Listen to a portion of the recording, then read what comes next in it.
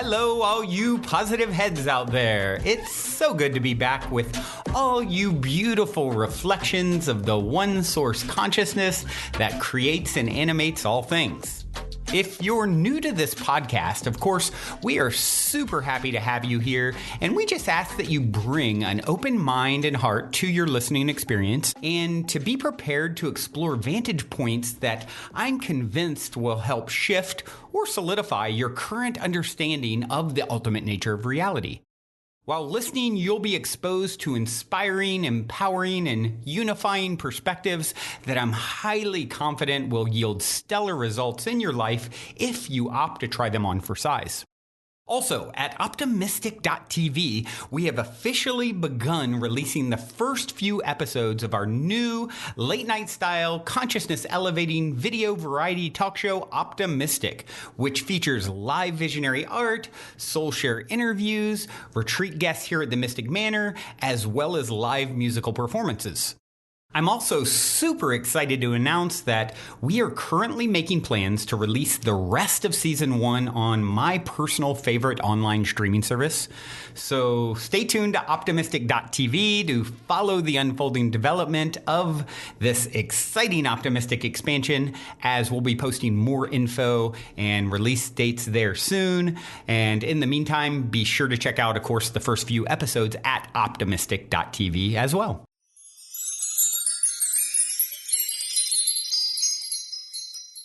All right, all you positive heads. On this week's Soul Share episode, I am super excited to have my good friend Mark Shapiro back here with me in the studio almost 1,000 episodes after the original time we sat together, episode 321, and this is like 13 something. So Mark is a former Showtime exec. He's a Tedx speaker and now founder of the new LoveBomb app.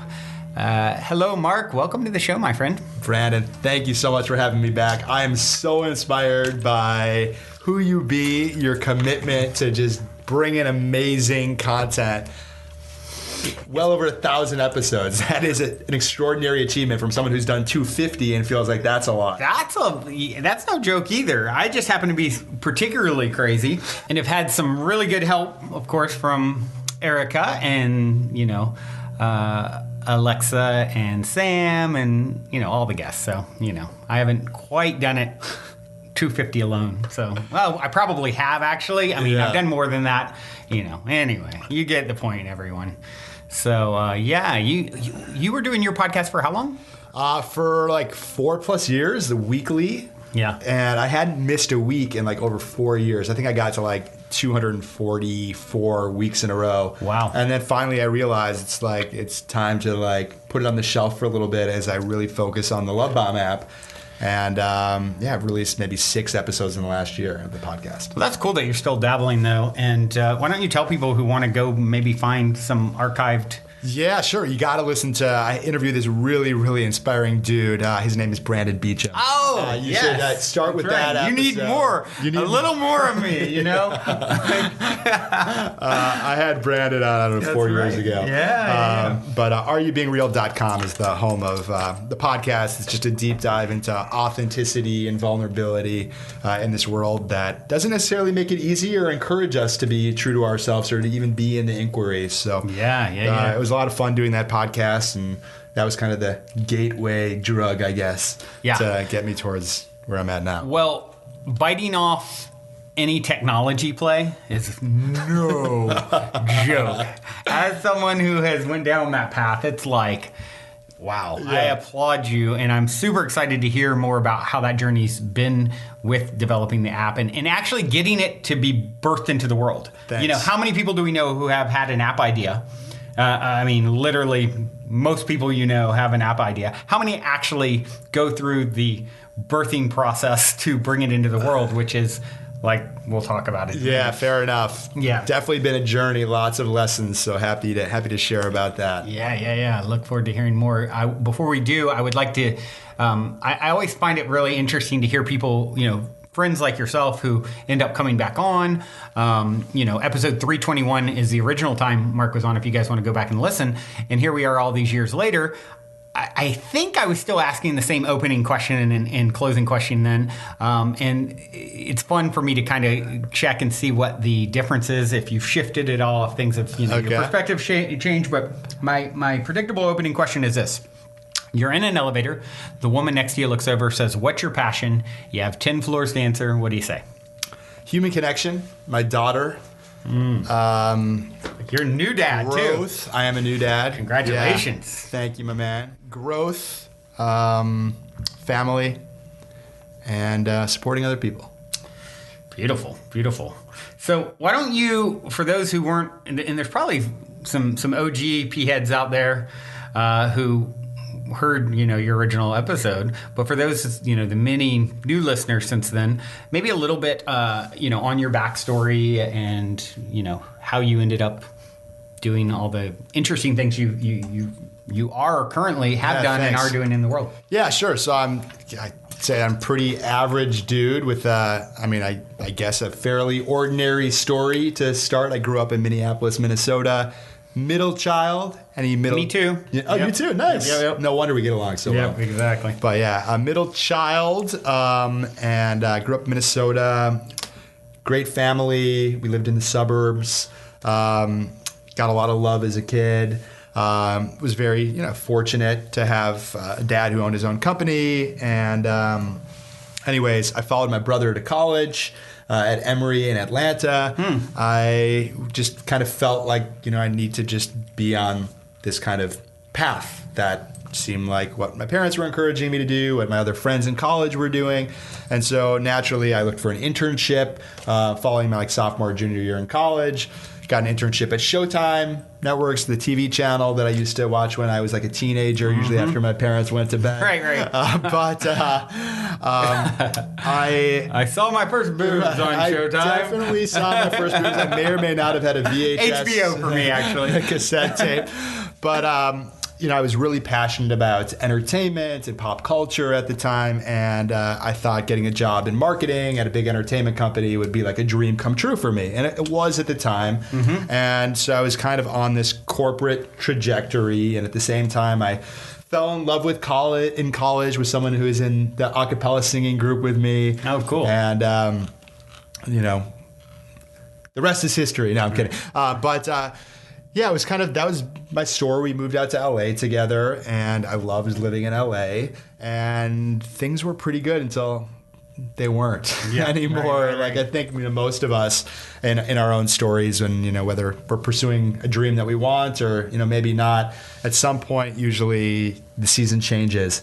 And in my case, what started to storm was that relationship. And we had been married and been together for 8-10 years or so at that point. And she realized that she was attracted to women. Oh, right. And, I think I remember you telling me this story. Yeah. And ultimately, after kind of 3 years of us kind of like, figuring things out. Did you tell her that works out perfectly for you because you're attracted to them too? That's a whole nother story, for sure. That's a story within the story within the story. And though we did have some good times in those few years. But ultimately we split up, which was at that point the most challenging thing that ever happened in my life, because I was like, this like goody boy who just always dreamed of finding the one. I was never one who was like looking to play the field or anything. Always, even in high school, I was like always like looking for the one. So when that relationship ended, it was just like, this is not the way my story is supposed to go. It was devastating, even though she was a lesbian. I had a really tough time, not taking it personally and thinking maybe it was something wrong with me and victim, all that kind of stuff. So that really led me down this path of self-discovery and personal development, a world that I always hoped existed, but I didn't know that it did, or I didn't know where to turn. It was before podcasts like Positive Ahead. Really supporting us in living our life to the fullest and, asking ourselves existential questions and, pursuing our truth or whatnot. So I was doing a lot of personal development work, and I grew so much. I loved it so much. And I realized that while I thought I was authentic, I always considered myself to be an authentic person. I was pointed out like all these areas of my life where maybe I wasn't being as authentic as I thought I was. Realizing that I was prioritizing being nice over being honest, giving people lip service and not really knowing that other people could tell. So that feedback was like invaluable for me, and was doing a lot of personal development group work with people who really were like making a big dent in the world. People like Lewis Howes and Preston Smiles. I just kept doing personal development work because I was growing so much. And so I kind of had this idea, well, maybe I'll launch a podcast about authenticity. And decided to launch the podcast, and at the same time like had this goal of like inspiring 100,000 people to live more authentically. Cool. Which, is a little bit of an arbitrary number, but I figured if I'm going to hit that, it's going to really require me to like fully commit myself to this podcast and to workshops and so forth, things like that. And at the same time, I like had this full-time gig still at Showtime where I was for like over a decade, and it was like a job I was really good at. But I was like, at that point, kept hitting my head on the ceiling. I felt like I was ready for more responsibilities and, wanted to take on greater leadership, especially after I had found personal development work and like wanted to empower my staff and so forth in certain ways that didn't seem to totally jive in a corporate PC environment. And so I decided, you know what? I am going to leave this job and six-figure salary behind because I want to fully commit to this vision of bringing more authenticity to the world, but also because working in corporate America was really no longer authentic to me, and specifically like TV. Like after I got divorced, I was like even more committed to my social life and social impact and serving others that I just wasn't watching any TV anymore. So like hyping this television network was no longer authentic to me. So, so I left Showtime, did 250 episodes of this podcast, met absolutely incredible people like you, coached hundreds of people through my Winning Weeks accountability program. Yeah, I remember that. And it was amazing until I burnt out at that, because coaching people is a lot. Like you can lead the horse to water, you can't make them drink. And, there's some people who just made absolutely incredible, life-changing, big, huge life goal accomplishments during the program, but there are other people who are a total pain in my ass. And I just burnt out from like doing the coaching and like having to promote it and enroll people, and like as an entrepreneur, it's a lot of hats to wear. It is. And I really burnt out and did a lot of self-reflection, and that's when I kind of came up with the idea for the LoveBomb app.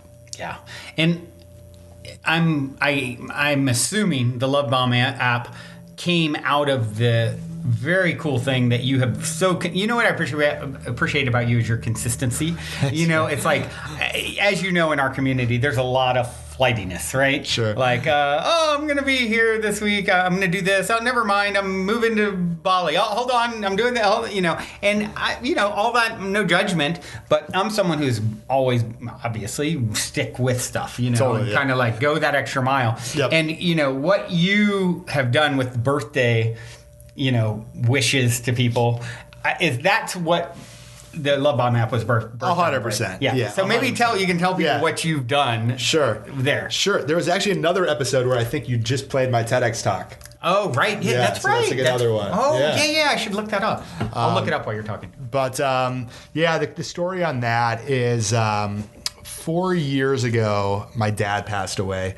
And, I, with having a podcast, naturally was sharing a lot on social media and so forth. But I always just had an issue with social media. It was like a love-hate relationship with it. I loved being able to kind of keep in touch with people and see what people were up to, and I love a good GoFundMe campaign, so forth.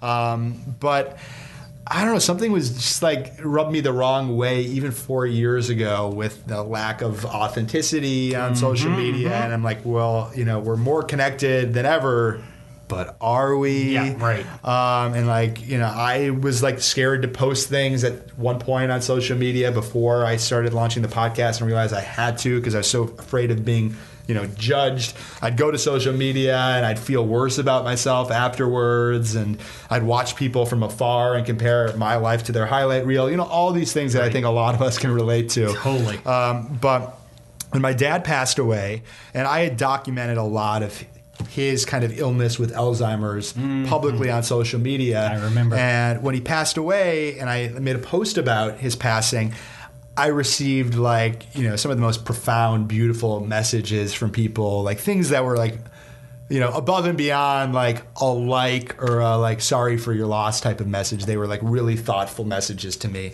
And this was like right after my dad passed away from like an 18-year journey and battle of Alzheimer's disease. And while I knew his death was coming, like I didn't know how I was going to feel or what life would be like once he did finally pass.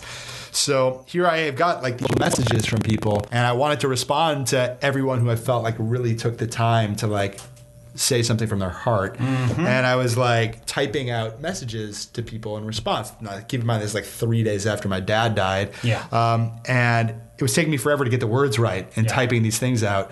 So I was like, screw it. And I took out my phone and I started sending voice memos to people.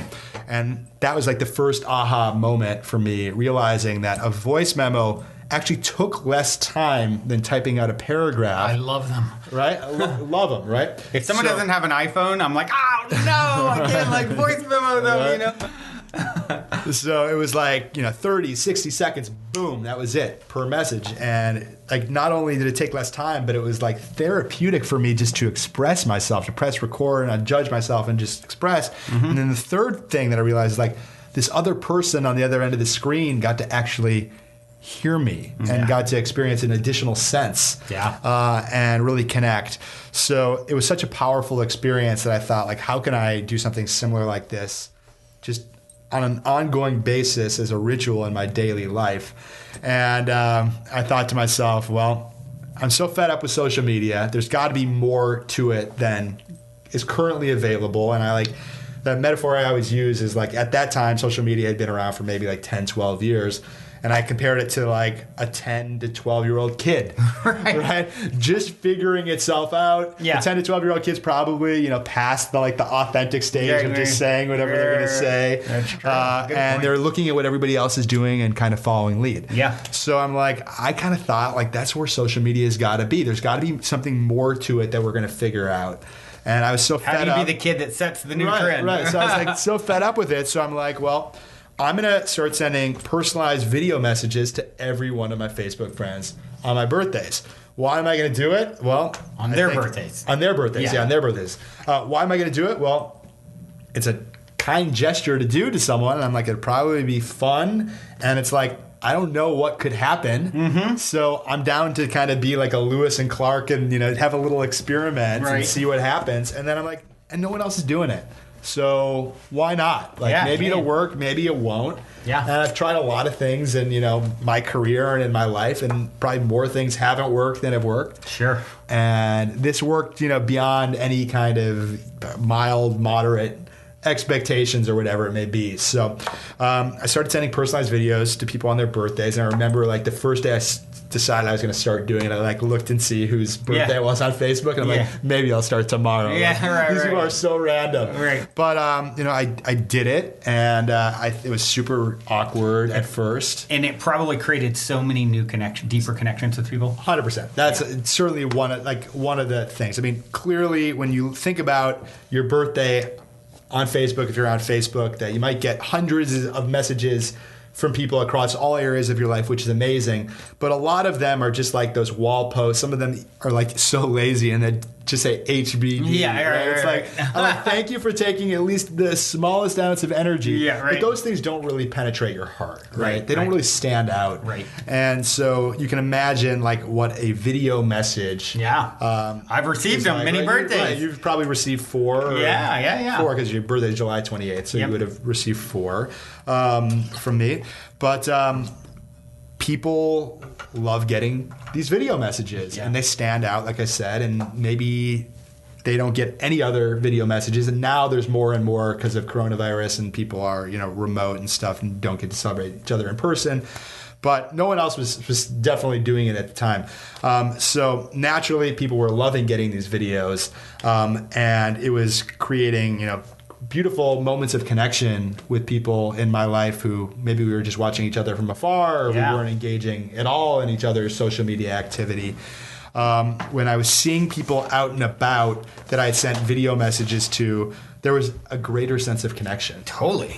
You know, it was like so cool. Like random people who you'd see at like a supermarket, and you're like, do I know that person? Is that Jim? And then you're like, I don't know. And you like turn the other way and pretend like you don't see them. Right. No, like we'll like see each other, and they'll usually come up to me and be like, hey Mark, like how you doing? Like, oh, that video you sent me on my birthday was so meaningful.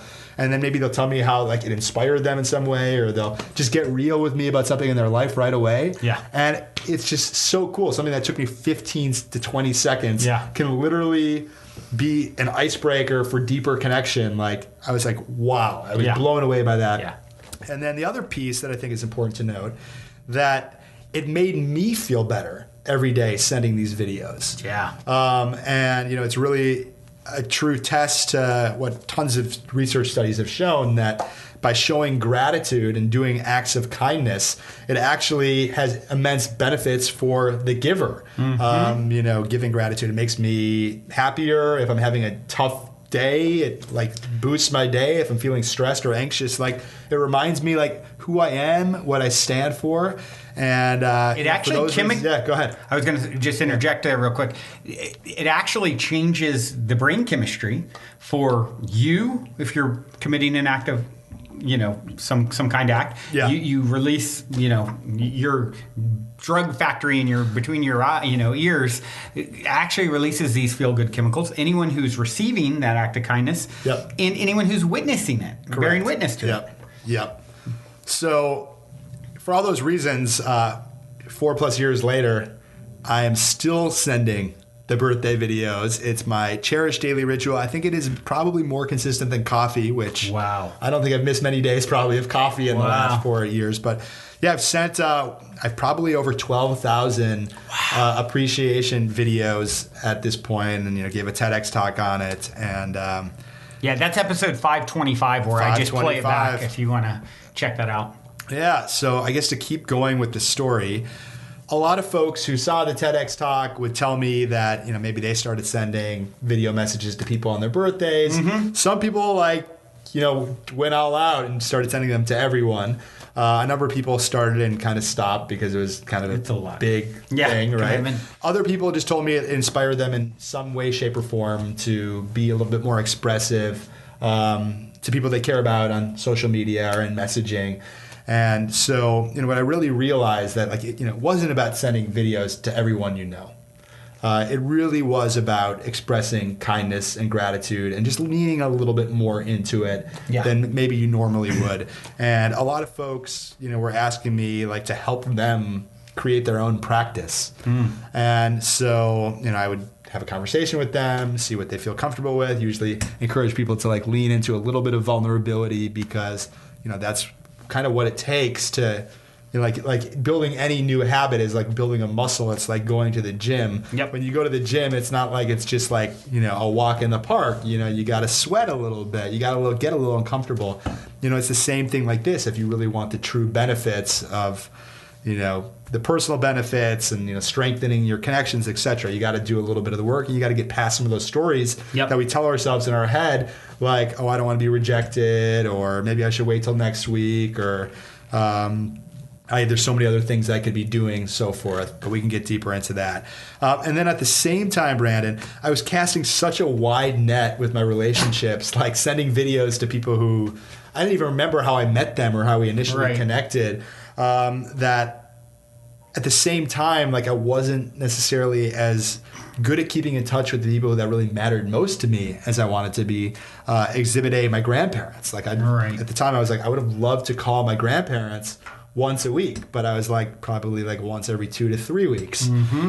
So I kind of put all those things together, and I kind of reverse engineered this birthday video to everybody thing, where I'm well, what's the opposit of that? And I'm well, instead of reaching out to everyone what if you just reached out to one person a day that mattered to you in whatever way felt authentic to you, and created a daily habit of that, whether you send a video, whether you send a voice note, whether you send a nostalgic picture, a thinking of you text, a meme, a song, or you pick up the phone, old-fashioned style, and you call them.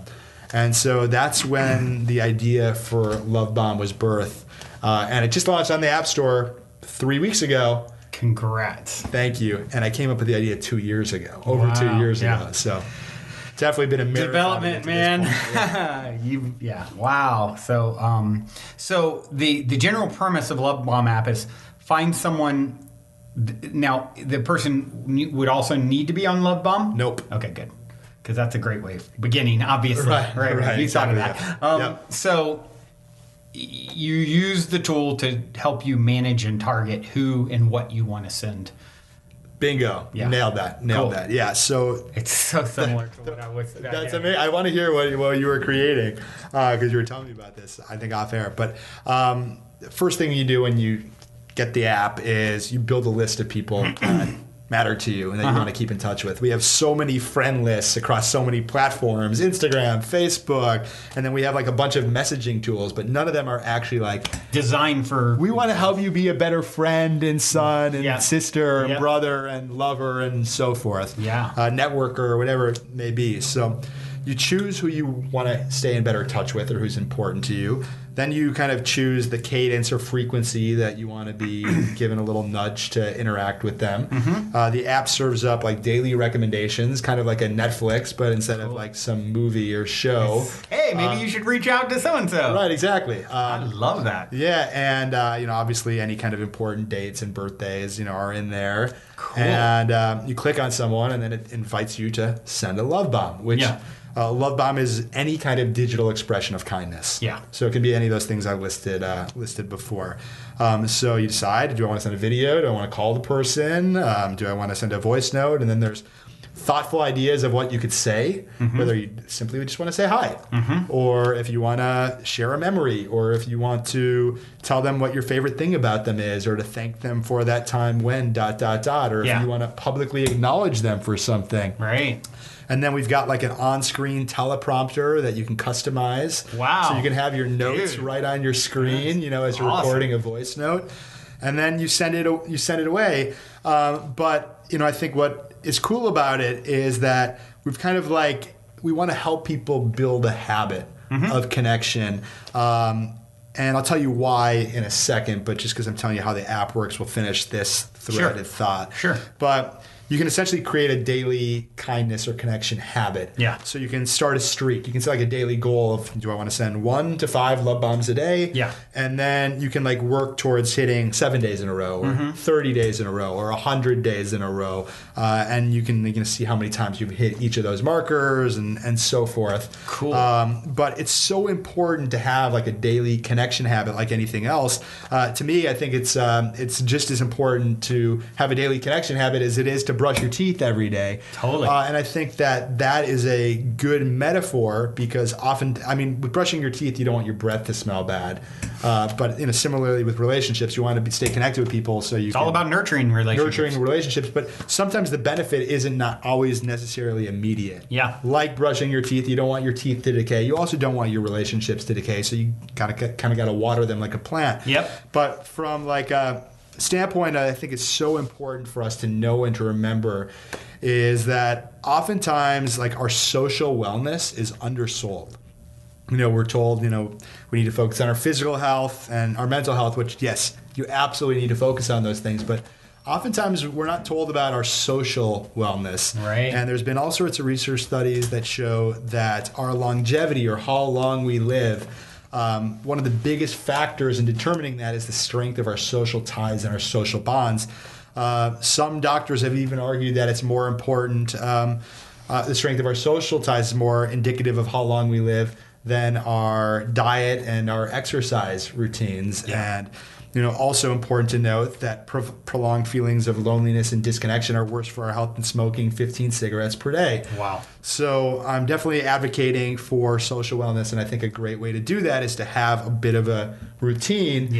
And I think, naturally it's easy for us to go to social media, Facebook, Instagram, and, respond to someone's story and drop them a DM. And while I'm an advocate for all of those things, there's something to be said about not having necessarily that cue and reaching out to someone and it being some element of a surprise for the other person where they're not fishing for validation. You are simply, you think of someone and you let them know. Yeah. And like there's so many times in our lives where someone will come up in our mind, or maybe even like, we'll talk about somebody and say how awesome they are, like the person who introduced us, Beta. Yeah. And it's like Shout out Beta Rad. Shout out to Beta, but like it's a gift to her for us to tell her. Yeah. Right? We could easily just go about our day and not tell her. Yeah. Or we could tell her and it would probably light her soul on fire. Yeah, absolutely. Right? So to me, like these intentional, like, reaching out to people, like it's a muscle, it's a gift. Giving our kind attention to another human is a gift. So that's what I'm advocating for, and just want to make it as easy as possible with LoveBomb. Dude, I love this idea. I love the path that you've focused on, because you can do anything, you can't do everything. Right. And, what a powerful, especially these days, these times more than ever with COVID, it's like people are, missing that connection. I think that's one of the greatest risks. As much of a risk to people contracting COVID is the isolation that is a result of it. So creating a tool that encourages and makes it, easier to proactively connect, it's brilliant. Thanks. I really appreciate it, my man. I would just continuing to try to make it easier and easier and easier, for people to send love bombs and kindness on each other. Tell me about your app that you were. Yeah. I'll give you a real quick overview. And you guys listening a while ago probably remember I started down the road of creating the Positive Head app, and it was going to be similar where. Do you get Notes from the Universe? Do you know Notes from the Universe? I know it, but I don't subscribe to it. Yeah, okay, so they're great. And a lot of times they'll be timely and synchronistic. And so I was like, what if we actually created those Notes for the Universe with others? So if and there may be some that want to receive a note from the universe, and there may be some that want to send a note from the universe, or maybe both. So each day, you've got a nod, Positive Ed app, you've got a nod from the universe. And then it's like some, person that would create whatever format, video, audio, however they want to do it, that's going to go out to others and randomly pair people up. And then you can magic meter them if they were really good. And then it may, depending on how many want one a day versus how many send them a day, yours may get sent over a bunch. And then that's the only way you can ever actually have a friend or follow someone's feed is if you've been connected. Or if I wanted to add you as a friend, I can't just add you like Facebook. I have to create a nod for you as well. That's awesome. Which is like similar, right? It's really similar. I want to go through your notes and through the screens. Dude, I'd love to. I'd love to see how I can, because I started down the road. I literally had a developer living at my house working on it, and he just didn't have the right skill set. He kind of overpromised and underdelivered on what he could do.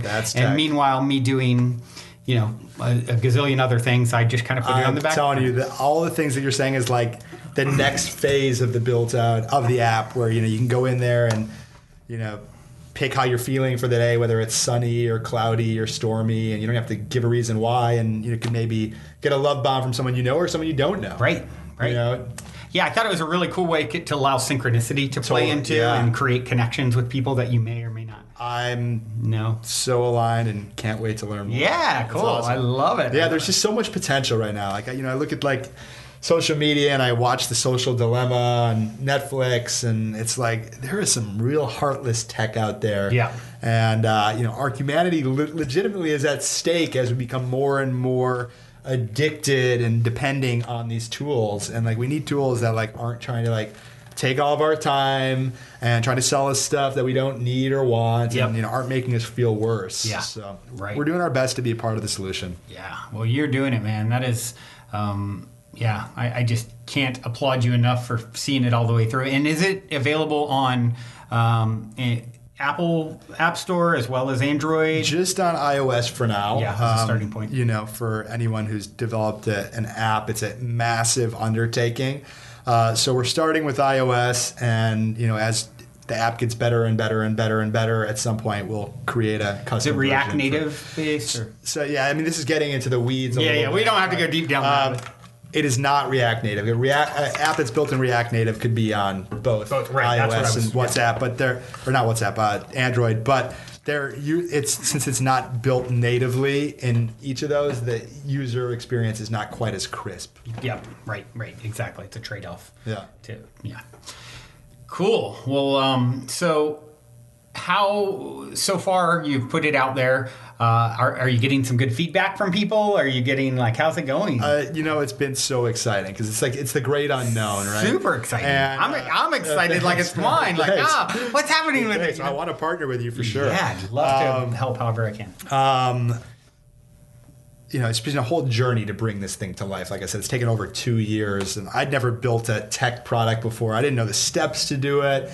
And so, learning like, okay, how do I get clear on the vision? Who are the right people I want to get in bed with to help design it and build it? Like, there's been so many ups and downs along the way, but and so many times I've wanted to give up. But it was one of those things where it's like, if I were to have given up on it, like, I would regret it for the rest of my life. It was one of those types of things. So I'm like, I got to do it. I've poured, life savings into it. Yeah. And to kind of answer your question, I created this idea well before coronavirus, and then boom, the first wave hits in the spring, and the app was already being coded and was supposed to be ready like on January 31st, and here it is like the end of March, the end of April, the end of May, quarantine is ending, the app is still not out. Yep. And I've now missed this opportunity when people are literally more disconnected and isolated than ever, and the app's not ready yet. So you can imagine like how all my fears and insecurities about the idea and how much I'd invested in it, like I was like, it was pretty scary,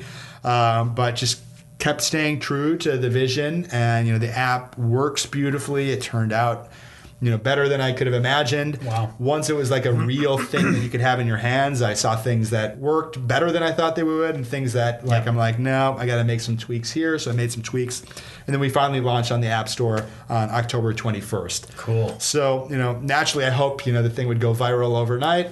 It didn't, and I think there's a lot of different reasons for that. Probably the biggest reason that like I don't have a massive following. Mm-hmm.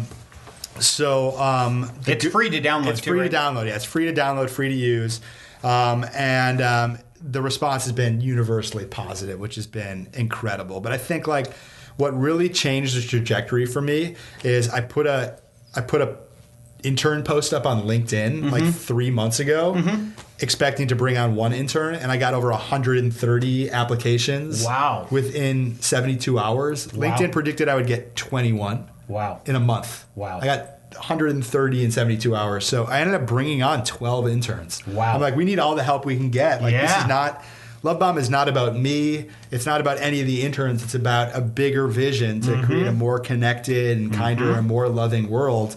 And it's just so cool that there's so many other people that, share the desire and vision and believe in it and wanted to support it. Wow. And so, given how challenging it is out there professionally, there's all sorts of incredible talent that want to, do real work and I empower everyone to think big. I'm like, if you have a great idea, let's run with it. Cool.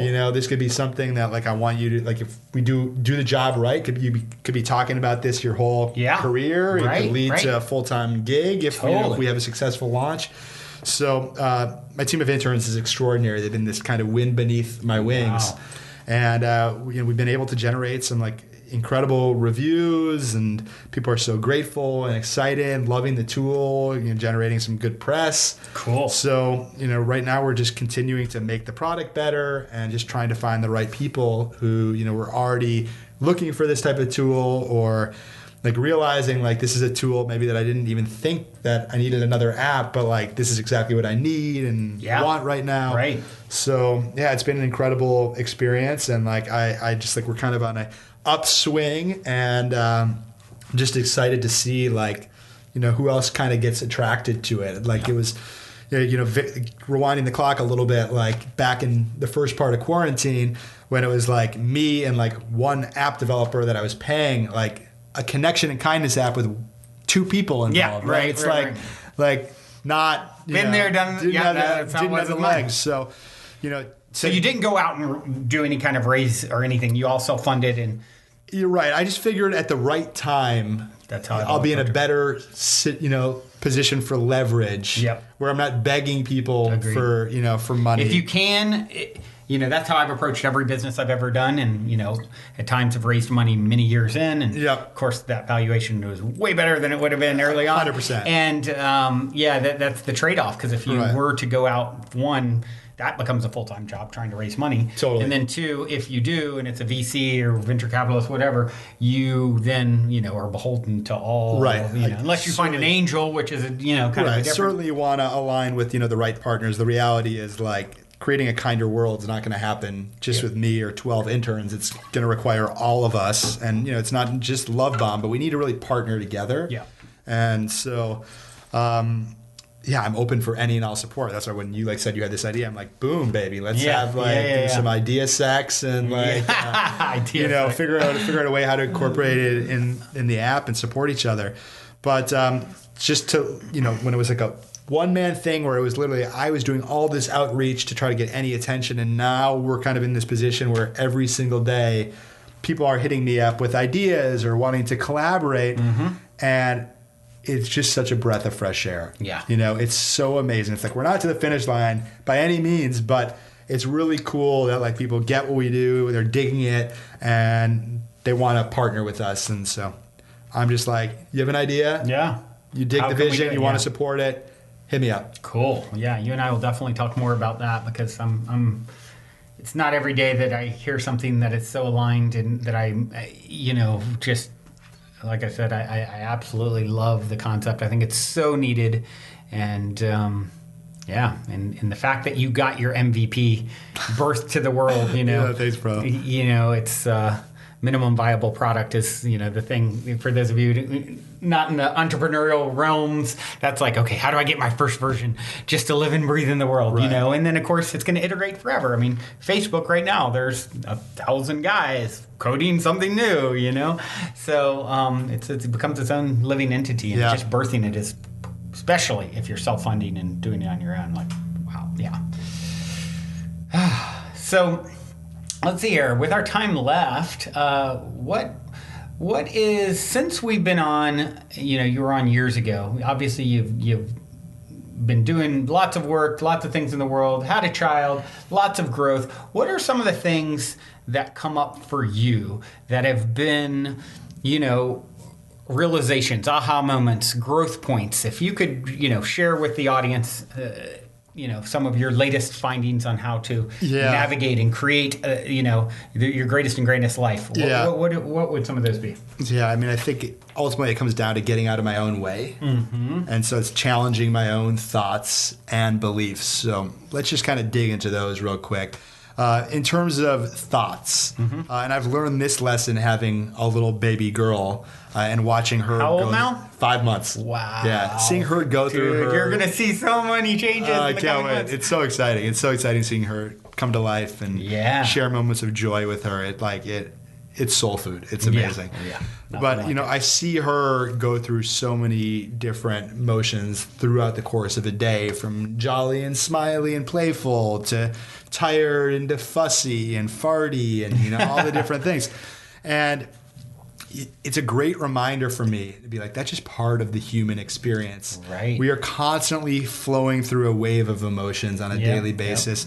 And as an adult, at least for me, I always want to understand or apply meaning to all the emotions that I'm feeling. And so naturally, if I am feeling a little anxious or feeling a little, the equivalent of fussy or, misaligned, I'll naturally point to something that didn't go well or that I claim didn't go well, if that's the way I choose to see it. And then I'll over-identify with it, and then I'll think, the LoveBomb app is never going to be successful, right? Right. And then I'll get caught in this negative loop. But what I'm realizing as being a dad with a little baby girl, it's okay, I don't need to make up a story behind all these feelings. I just get to feel, and I will flow through this just like my baby daughter does. And I'm either going to fall asleep or start smiling and so forth. So that's in terms of the thoughts. Now, in terms of the beliefs, there's so many things that I think that I know, and maybe there are even ideas of things that I need to do for LoveBomb to really take off. And I've had so many different ideas of things that I've wanted to try. And then sometimes I won't actually try them because it feels good to know that I still have them in my back pocket to try them later, right? So many of these things, once I actually tried them out, didn't work. And created learnings, which created Can relate to that. Right, new hypotheses, new assumptions, and new things to test. So to me, the point that I'm making here is just like to keep moving, to keep pressing into my edge, to keep doing all the things that are like, I know that are important, but might not be that urgent, because that's where the opportunity lies, whether things unfold the way that I think that they will or they won't. Most of the time they don't, but they open up the door for growth and learning. And I think that that's really the key to living an epic and authentic and fulfilling life, is like by living in that discomfort and like just continuously challenging your beliefs through action and experimentation, because it just presents more doors that you can then open and see what's behind them. Yeah. Yeah, I think that is definitely wisdom. And so many people have the idea that they're going to iterate, do something, attempt something, and if it's not a raging success, then it's a failure.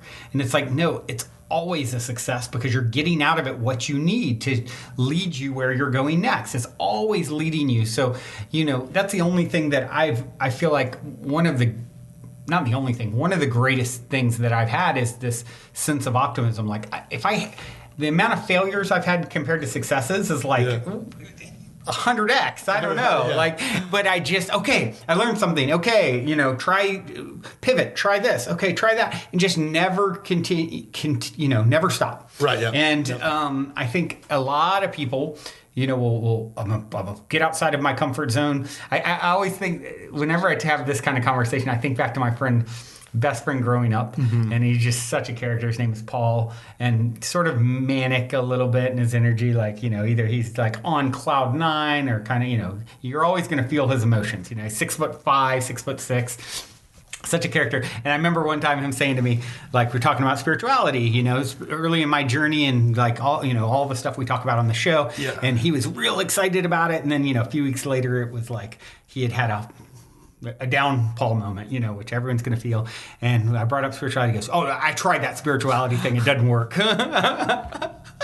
And it's like, there's so many people like that who like, "Oh, no, I tried that. I stuck my neck out a little bit and tried something out of the box and got, didn't work. But back to, I'm going to go, live in the box now again." Yeah. And it's if you never give up and you never stop believing, and you trust that the process is unfolding to show you, even the menial jobs I had, I can look back and say, oh, now based off everything that I do in the world, I understand why I needed to learn what I was doing there. And if you can bring that awareness to a moment that you're not sure about, or not pleased with the outcome, then you're really, you're displaying some level of mastery and understanding about reality. 100%. I know Steve Jobs has some sort of quote that says, like, you can't connect the dots looking forward. You can only do it looking back. I totally butchered that, but no, totally. It's easier said than done to accept the current moment with the uncertainty. But I think that's just why shows like the Positive Ahead podcast and just giving ourselves constant daily reminders to be grateful that we're exactly where we need to be right now, and to, forgive yourself and, set a direction that you want to move forward in and go for it. So I think, as deeply complex beings, we need these like, road signs or like bowling bumpers to like help us keep in mind what's going to support us, mentally. Yeah. In Will Smith, fail early, fail often, fail forward. Boom. I love that. It's like, hold on. This is something you're recommending me to do? Yeah. Like, what a twist on our typical perspective on failure, and it'd be a bad thing. It's right. You either learn or you win. The reality is you're probably not going to die or even be outcast from civilization. Most likely. You're most likely going to weather the storm. You have up to this point, that's for sure. Right? And when you don't, there'll be a whole different story of learning happening for you, I imagine. Yeah. So, wow, I can't believe we're almost to an hour. It goes so quick chatting with you, Mark. One of the things that I'd like to visit as we sort of start winding down, and I'm sure you probably remember before, I always love hearing good story time. You always have really great stories. Stories of synchronicity or serendipity or positive paranormal story. Something like that up your sleeve that you can think of? Sure. This is kind of one that is sort of interesting that happened probably about 6 to 8 months ago, right before the quarantine. I was in Hawaii, went on a little baby moon, and it was like we were like in the north part of the island, Honolulu, and we were going to go to the south part of the islands. And I decided like I'm going to go down for one more like beach hang kind of thing before we take off. And I go into like the jacuzzi, like a big hot tub, and I'm just sitting there, and a conversation starts unfolding between two other people in the hot tub, and I'm just kind of like, sponge on the wall or, on the other side of, the hot tub, and I'm listening to them, talk, and, it's a fairly interesting conversation. They're talking about snorkeling or something like that. And at some point, they get they want to know more information about each other. And so the guy asked this woman, oh, what do you do for a living? And she's like, oh, I'm like a keynote speaker. And at that point I'm like, oh, no way. Like, I'm a keynote speaker as well. And she's like, oh, well, what do you speak about? And I'm like, kindness and connection. What do you speak about? She's like, kindness and connection. I speak on human connection. Wow. And then she looks at me and she's like, oh my God, I know who you are. Oh, wow. She's like, I've watched your TEDx talk when I'm preparing for my own. Wow. And it's not like I'm no Simon Sinek, okay? Right. My talks they're not, like millions and millions and millions. Right. I don't even think the TED organization knows my talk exists. Right. I'm like part of TEDx. So, she was one of maybe 10,000 people in the world that saw this talk and just happened to be, in the jacuzzi at the same time as me. So, we hit it off and, have collaborated a little bit. Wow. And she's connected me to awesome people, since we met. And it was just like such a beautifully synchronistic thing that it's like those types of things where you can't really script that or write that. Like there's so many ways like we never would have connected or met. And so that's the most recent one. Love that. That which is likened to itself is drawn, as we were talking about earlier. It's like so fascinating to see. Like, what is the chances that I'm sure she loves the LoveBomb app. Then. She does, and it's really cool. Like she goes out and speaks on human connection and talks about the LoveBomb app. So, wow, you got really an advocate right there. Like, boom. Yeah, her name is Simone Hang. You should check her out. Cool.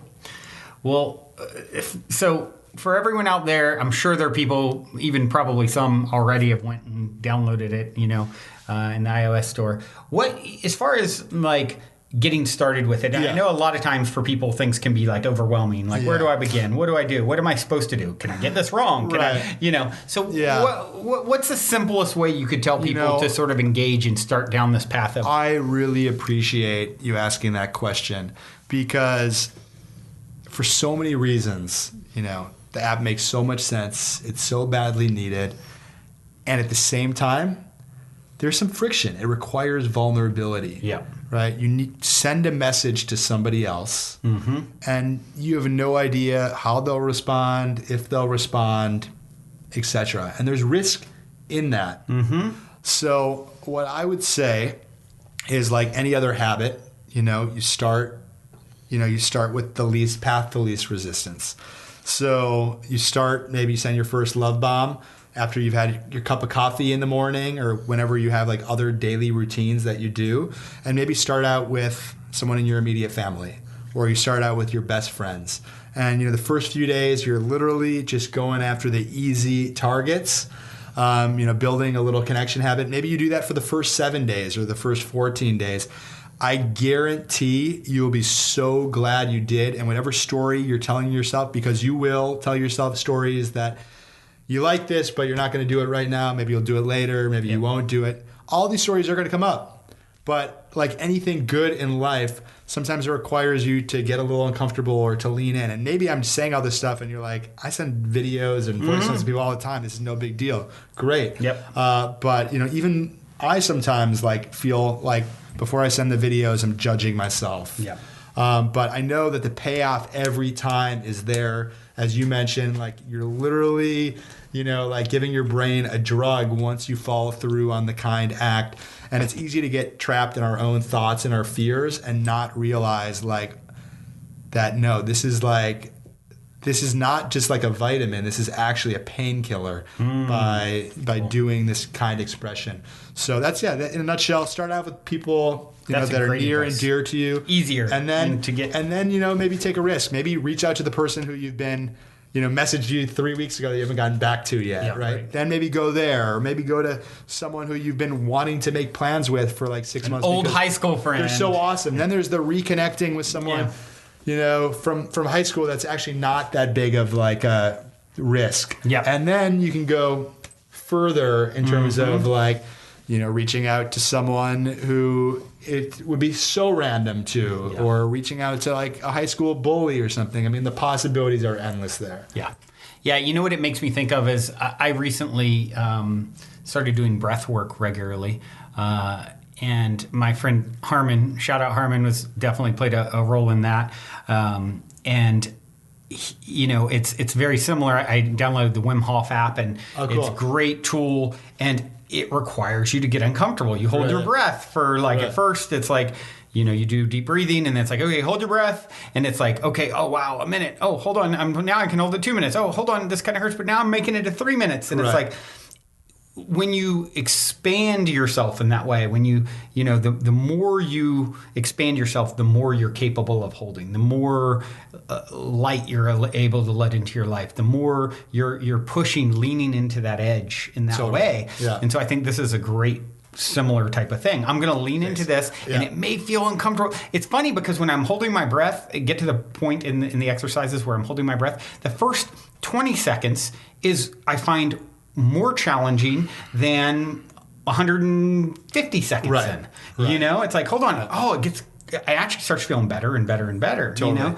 So it's and another thing I guess that make it easier is if you don't, if it feels too scary to send a video, send a voice note. Yeah. If you don't want to send a voice note, send a text. Exactly whatever. With my thoughts. Just make it easier for yourself. Do it. I recommend do it from a place of maybe confidence the first time. Yeah. But then you'll get to a point when it just is just, part of your routine, and you love doing it. It's like a cherished daily ritual. You know what the benefit's going to be, so you break through it. But one last thing that I'll say is that it's important to remember that so many of us have relational challenges. So many of us are feeling a little lonely, a little disconnected, and that really it is a gift to let someone know that you're thinking of them and you're just sending them good vibes. At the bare minimum, you're not asking for anything in return. Yep. You can even say no need to reply. Yep. Hey, I hope you're having a great day. Sending good vibes your way. No need to reply. Yep. It's like a gift. It is. And when you start to understand this whole idea of oneness and all the things we talk about on the show, it's I often say, you're going to find the opportunity to give away what you want for yourself to another, and always do it, because that's how you create it to come back and flow energetically back into your own life. And so what a great tool you've created to say, oh, I want more connection in my own life. I want to be seen and heard and felt and appreciated more. What is the best way to do that? To start doing that to someone else. For sure. Yeah. And watch the energetic results. It's inevitable. I mean, the results will speak for themselves, So excited. So excited too, man. This has been so epic. I'm so grateful that you're here in Venice and we could connect again. And, I'm just so proud of what you've done. And I definitely look forward to exploring, with you how I can be support, because it is a project that feels so close to my heart, obviously. And I do have one final question here with you. And it is the same question I always end off with, so I wonder if it will differ from what you said years ago. Okay. 60 seconds or less. What is the meaning of life, according to Mark Shapiro? To live, to be present, to share moments with other humans, to make the world a better place than when you left it, to be giving, to love, to be loved, to have fun, to take risks, to fall down, to get back up, to fall down again, have a bigger fall, have a challenging time getting up, get back up, fall down again, and just continue to believe in yourself, be gentle on yourself, be whoever you want to be, and just make the most of it. Be present, enjoy. Yeah, I love it. I think of the Chinese proverb, fall down 7 times, stand up 8. Yeah. It's so good and so true. It's back with the fail often, fail forward kind of thing we talked about earlier. Yeah. It's like, it's all part of our journey, and I am super glad that you are on this journey with me, my friend, and all of you out there listening. Thank you for tuning your beautiful brainwaves into another episode of this podcast. You are absolutely amazing, and I believe in you. So get out there and send some love bombs. And we'll be coming to Android? At some point. You don't have a date yet. Yeah. Okay, gotcha. Once we incorporate the element that you were designing for the Positive Head app. Cool. Yeah, exactly. Stay tuned. I'll be talking about it when it's there for all you Android folks. Till next time, journey well, everyone. Love you so, so much. Also, before we sign off, I wanted to remind you about the game with the YoUniverse on our website. You can choose the first number that comes to your mind, and it'll pull up that episode number of the podcast. I've been saying this is a great way to co-create synchronicity and magic with your higher self for quite some time. And if you go to positivehead.com/universe, there is a super fun and simple interface to play this game with your higher self. I firmly believe just by setting the intention to play in this way, it opens up the door for magic, and it's a synchronistic way to hone in on nuggets of wisdom out of the huge catalog of episodes that are specifically appropriate for you at this time in your journey to becoming the next greatest and greatest version of yourself. And it also makes for a super fun way to spark the curiosity of friends and family by having them choose a number, so they'll hopefully go and check out their number as well, which I greatly appreciate because it helps us to spread the word about the podcast. Once again, the address is positivehead.com/universe. And as a quick reminder, if you're curious to learn more about Purium superfoods and why I take them almost every day, be sure to also check out positivehead.com/transformation. On this journey of becoming the next greatest and grandest version of ourselves that we have all embarked upon, I cannot stress the importance of managing your physical vibration enough. And quite honestly, Purium has put together the simplest plan I've found to do so. I have my favorite, the appleberry shake, at least 5 times a week. Once again, to learn more about the Purium transformation, go to positivehead.com/transformation. Or if you want to keep it simple and just try out my favorite, the appleberry shake, you can go straight over to ishoppurium.com and be sure to use code positivehead for 25% off. I'll spell that for you. It's ishoppurium.com. And be sure to use your Positive Head 25% coupon code.